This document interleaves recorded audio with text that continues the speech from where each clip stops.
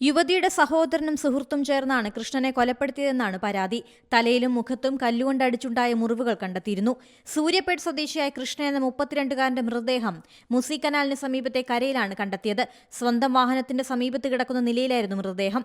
6 മാസം മുൻപായിരുന്നു കൃഷ്ണയുടെ വിവാഹം. ഇതര സമുദായത്തിൽപ്പെട്ട പെൺകുട്ടിയെ വിവാഹം ചെയ്തതിന് കൃഷ്ണയ്ക്ക് ഭീഷണികൾ ഉണ്ടായിരുന്നെന്ന് കുടുംബം പറയുന്നു. കൊല്ലപ്പെട്ട കൃഷ്ണയും ഭാര്യ ഗായത്രിയുടെ സഹോദരൻ നവീനും സുഹൃത്തുക്കളായിരുന്നു.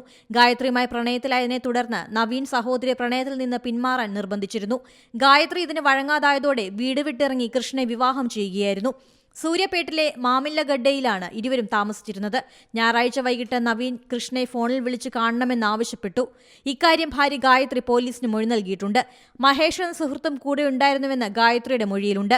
രാത്രി വൈകിയും കൃഷ്ണ തിരിച്ചെത്താത്തതിനെ തുടർന്ന് പോലീസിൽ പരാതി നൽകി. അടുത്ത ദിവസം കനാലിന് സമീപം മൃതദേഹം കണ്ടെത്തുകയായിരുന്നു.